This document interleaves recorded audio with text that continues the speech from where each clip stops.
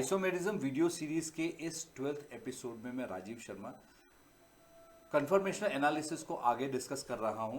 जो इस समय आप ये थंबनेल देख रहे हैं, इसमें मैंने बेसिकली अल्केन्स के कन्फर्मर्स किए थे, जिसमें मैंने प्रोपेन और ब्यूटेन को डिस्कस किया था। उससे पहले जो एपिसोड किया था उसमें मैंने इथेन के कन्फर्मर्स डिस्कस किए थे और बेसिक अंडरस्टैंडिंग बताई थी कि कन्फर्मर्स के लिए क्या क्या चीज़ें नेसेसरी कंडीशन है। तो अब हम स्टार्ट करते हैं कि साइक्लो अल्केन्स में किस तरह से हम कन्फर्मर्स देखेंगे। तो सबसे पहले जो सिंपलेस्ट साइक्लो अल्केन हो जाएगी दैट इज प्रोपेन। अब साइक्लोप्रोपेन में देखें तो उसमें क्या होगा कि जो कार्बन एटम, जो तीनों कार्बन एटम है वो sp3 हाइब्रिडाइज्ड है। तो साइक्लोप्रोपेन का स्ट्रक्चर इस तरह से हो जाएगा। ये जो कार्बन एटम है, इसका प्रोपेन का जो इंटरनल एंगल हो जाएगा वो 60 डिग्रीज का हो जाएगा, और एक्चुअली ये जो होना चाहिए 109 डिग्रीज 28 मिनट्स या 109.5 डिग्रीज होना चाहिए, क्योंकि यदि ये sp3 हाइब्रिडाइज्ड कार्बन एटम है तो इसका 109 डिग्रीज और 28 मिनट्स या 109.5 डिग्रीज बॉन्ड एंगल होना चाहिए। तो एक्चुअल बॉन्ड एंगल से प्रोपेन में बॉन्ड एंगल कम हो गया, और बॉन्ड एंगल कम होने का रीज़न ये है कि ये इक्विलैटरल ट्रायंगल बनेगा, और इक्विलैटरल ट्रायंगल में हमेशा 60 डिग्रीज का एंगल होता है। तो यहाँ पे साइक्लोप्रोपेन में भी 60 डिग्रीज आना चाहिए। तो अब हम इसमें यदि डेविएशन निकालें कि कितनी डेविएशन हो रही है फ्रॉम द स्टैंडर्ड एंगल, तो उसके लिए हम फॉर्मूला देख सकते हैं। फॉर्मूला ये है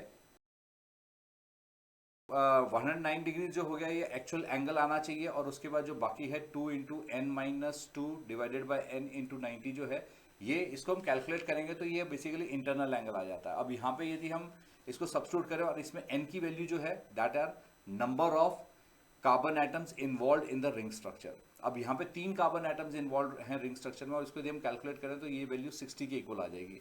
तो हम इसको देखें तो यहाँ पे जो डिवीएशन आ रही है 24.44 डिग्रीज की डिवीएशन आ रही है। अब होगा ये कि stability is inversely proportional to deviation. जितनी ज़्यादा डिवीएशन हो जाएगी फ्रॉम द स्टैंडर्ड एंगल, उतनी ही स्टेबिलिटी कम हो जाएगी। अब यहाँ पे क्योंकि डिवीएशन टोटल अराउंड 49 डिग्रीज की डिवीएशन हो रही है, तो इसीलिए क्या है, साइक्लोप्रोपेन की स्टेबिलिटी भी कम है। तो अब हम नेक्स्ट आगे देखें कि साइक्लोब्यूटेन में किस तरह से हम डिवीएशन कैलकुलेट करते हैं।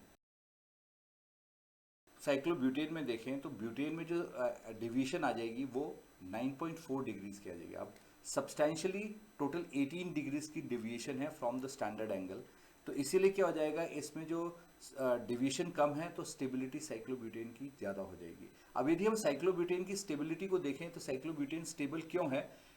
बायर स्ट्रेन थ्योरी, इस पे जो बायर स्ट्रेन थ्योरी में बायर ने प्रिज्यूम किया था कि जितने भी साइक्लो कंपाउंड्स होंगे वो प्लेनर होंगे, एक ही प्लेन पे लाई करेंगे, पर एक्चुअली जो है स्ट्रक्चर्स एक प्लेन पे लाई नहीं करते। कार्बन एटम, सारे के सारे कार्बन एटम प्लेन पे लाई नहीं करते।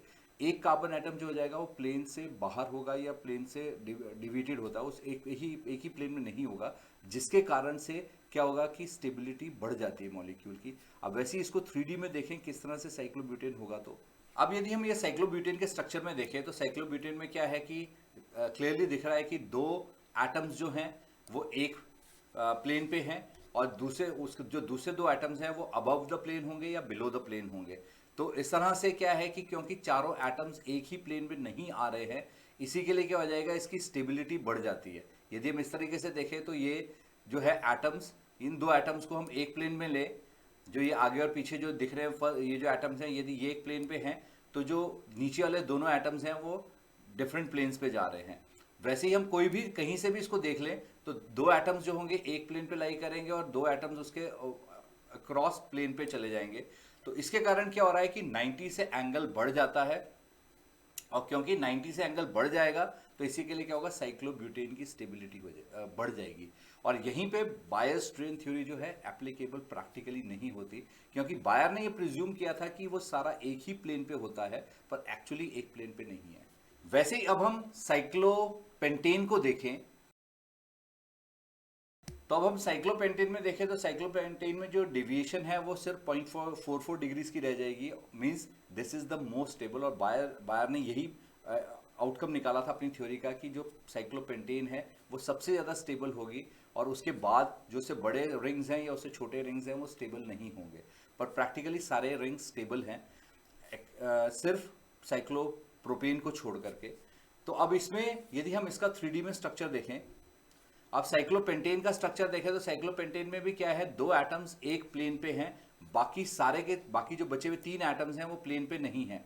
कोई भी 2 एटम्स हम एक प्लेन पे ले सकते हैं, बाकी के तीनों एटम्स जो है they are not on the same plane, वो डिफरेंट प्लेन्स पे जा रहे हैं, और डिफरेंट प्लेन्स पे होने के कारण क्या हो रहा है कि उसकी जो स्टेबिलिटी है वो बढ़ जाती है, बॉन्ड एंगल जो है क्लोजर टू 109 आ जाता है, और इसीलिए इसकी स्टेबिलिटी बढ़ जाती है, क्योंकि डिफरेंट प्लेन्स पे जब हो जाते हैं तो वो बहुत आराम से उसकी स्टेबिलिटी आ जाती है। और ये जो हो जाएगा इसको हम कह सकते हैं कि this is chair form of cyclopentane. तो चेयर फॉर्म ऑफ साइक्लोपेंटेन हो जाएगा, और इस तरह से इसका हम ये कन्फर्मर बन जाएगा।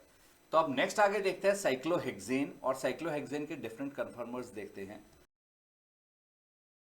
तो अब बायर स्ट्रेन थ्योरी के हिसाब से देखें तो साइक्लोहेक्सेन में जो डिवीजन आ जाएगी वो माइनस में आ जाएगी, पर प्रैक्टिकली जो होता है साइक्लोहेक्सेन जब देखें तो उसके जो कार्बन एटम्स हैं वो डिफरेंट प्लेन्स पे एग्जिस्ट करते हैं, और डिफरेंट प्लेन्स पे एग्जिस्ट होने के कारण ही वो सबसे ज़्यादा स्टेबल मॉलिक्यूल हो जाता है। तो उसे 3D में देखते हैं किस तरह से वो डिफरेंट उसकी बन सकते हैं। तो यदि हम साइक्लोहेक्सेन का स्ट्रक्चर देखें तो साइक्लोहेक्सेन का जो स्ट्रक्चर हो जाएगा इस तरह से हो जाएगा कि यदि हम इसको देख रहे हैं तो सिर्फ जो 2 एटम्स है वो एक एटम अबव द प्लेन जा रहा है, दूसरा एटम बिलो द प्लेन आ रहा है, और इस तरह से इसका स्ट्रक्चर हो जाएगा। और यदि हम ऐसे देखें तो इस तरह से भी हमें above and below the plane हो जाएगा। तो ये जो हो जाएगा साइक्लोहेक्सेन का स्ट्रक्चर हो जाएगा। अब इस स्ट्रक्चर में जो बेसिकली है कि इसको हम कहेंगे this is a chair form of cyclohexane. जैसे आप इस समय देख रहे हैं स्क्रीन पे कि चेयर फॉर्म किस तरह से, तो यदि हम उसको ड्रॉ करेंगे तो चेयर फॉर्म इस तरह से हो जाएगी। तो ये आ जाएगा this is chair form of cyclohexane.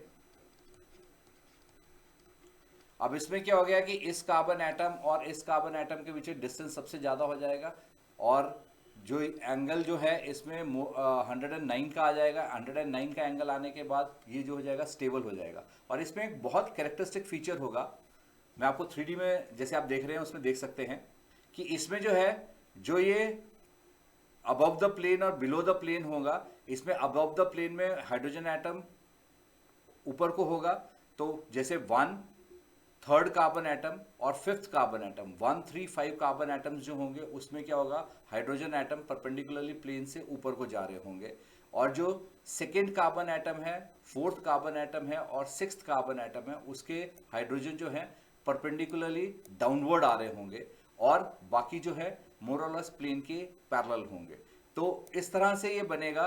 तो इससे क्या हो जाएगा कि मॉलिक्यूल में स्ट्रेन मिनिमाइज हो जाएगा और इसकी स्टेबिलिटी मैक्सिमाइज हो जाएगी।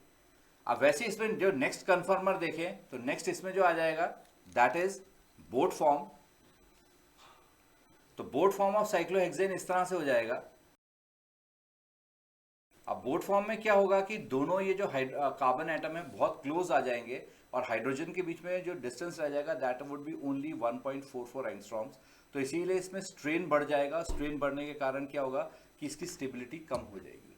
जैसा आप ये 3D में देख रहे हैं इस समय कि बोट फॉर्म ऑफ साइक्लोहेक्सेन में क्या हो जाएगा कि जो हमारे पास जो है दोनों हाइड्रोजन एटम जो होंगे ये दोनों क्लोज आ जाएंगे, और ये इन दोनों हाइड्रोजन एटम के बीच में जो डिस्टेंस है वो 1.44 एंगस्ट्रॉम्स हो जाएगा।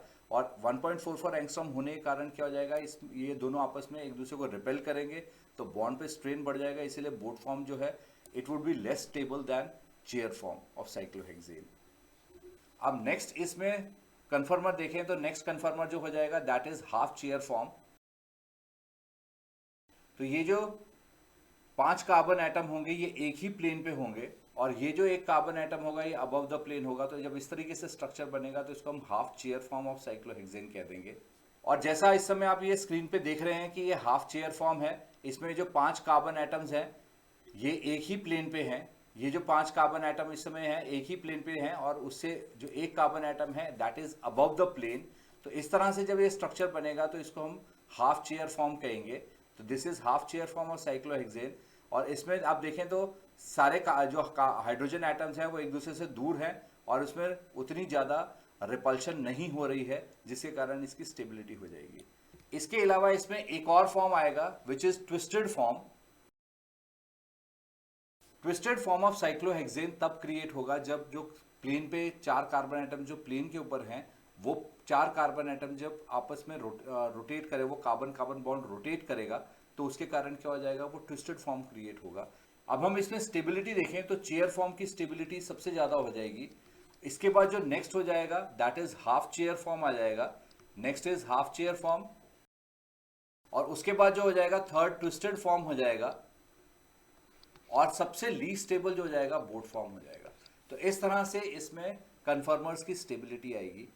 कहीं आप मेरे चैनल पे फर्स्ट टाइम तो नहीं विजिट कर रहे? यदि फर्स्ट टाइम विजिट कर रहे हैं तो मेरे इस चैनल को सब्सक्राइब करो। सब्सक्राइब करते हुए ध्यान रखना कि बेल आइकन भी प्रेस करना, नोटिफिकेशंस में ऑल नोटिफिकेशंस क्लिक करना है। आप मुझे डिफरेंट सोशल प्लेटफॉर्म से फॉलो कर सकते हो। और हाँ, यदि आप MCQ mock test, MCQ test for CBSE notes या असाइनमेंट्स ढूंढ रहे हैं, तो जो डिस्क्रिप्शन बॉक्स में फर्स्ट लिंक है उसको क्लिक करके आप ये सारा material free of cost use कर सकते हैं। और एक बात बिल्कुल ध्यान रखना कि मेरे वीडियो को लाइक करो और नीचे कमेंट सेक्शन में कमेंट जरूर करो। Thanks for watching this episode.